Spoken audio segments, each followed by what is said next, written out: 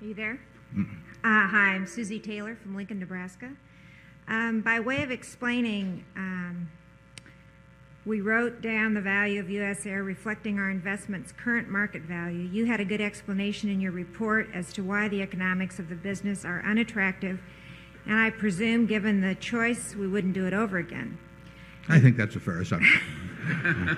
And I should mention, anybody wanted to ask about USAir, we put them in the other room, just so you'll know why. And then the second part is better. But I'm watching you. I can see you on the monitor. In quoting from your profound statement, you don't have to make it back the way you lost it. Right. Wouldn't it be a good idea to put that $89 million in something you are really behind as opposed to USAir? Well, that's a very good question, because it is true that a very important principle in investing is you don't have to make it back the way you lost it. And in fact, it's usually a mistake to try and make it back the way that you lost it. And when we write an investment down, as we did with USAir at $89 million, we probably think it's worth something more than that. But we tend to want to be on the conservative side. But it's worth a whole lot less than we paid. And the nature of that preferred, as well as other private issues we've bought, usually makes it quite difficult to sell. That's one of the things we know going in. When we bought preferred, some people thought that we were getting unusually favorable terms. I haven't heard from them lately on USAir, but one of the considerations in that is that if you buy 100 shares of a preferred that's being offered through a securities firm from the same issuer, you can sell it tomorrow, and we are restricted in some ways legally, and in other ways simply by the way that markets work, from disposing of holdings like that. And we know that there's an extra cost involved to us if we should try to sell, or it may be impossible. And that's not of great importance with us, because we don't buy things to sell, but it's of some importance. And we are not in the same position owning our Series A preferred of USAir as we would be if we'd bought 1,000 shares or 5,000 shares of the Series B preferred, I believe it is, that trades on the New York Stock Exchange. That would be very saleable. And our preferred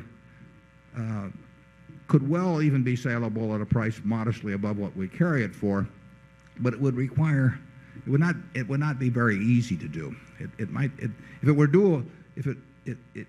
If we went about to do it, we could probably, assuming we could do it at all, we could probably get a little more money for it. But it would not be easy to do, partly because of the legal restrictions. Charlie and I are on the board. That complicates things. We always know something that just by being on the board that the public doesn't know, so that complicates things. And in the end, we usually find that dealing with anything where we've got fiduciary obligations is maybe not practical at all, and if it is, it's probably more trouble than it's worth. Charlie? Well, it's certainly been an interesting experience, the USAir experience.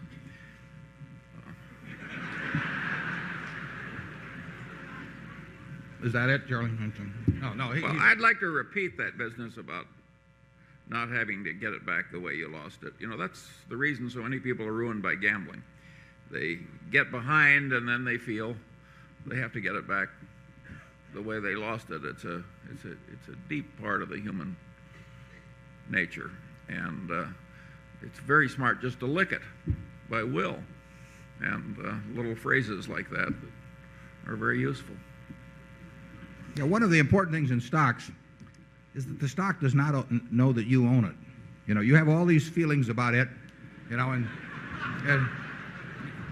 you remember what you paid, you know, you remember who told you about it, all these little things, you know, and it doesn't give a damn. You know? It just sits there, and a stock at 50, somebody's paid 100, they feel terrible. Somebody else paid 10, they feel wonderful. All these feelings, and it has no impact whatsoever. And so it's as Charlie says, gambling is the classic example. Someone builds a business over years, you know, that they know how to do, and then they go out someplace and get into a mathematically disadvantageous game. start losing it, and they think they got to make it back not only the way they lost it, but that night. And it's a great mistake.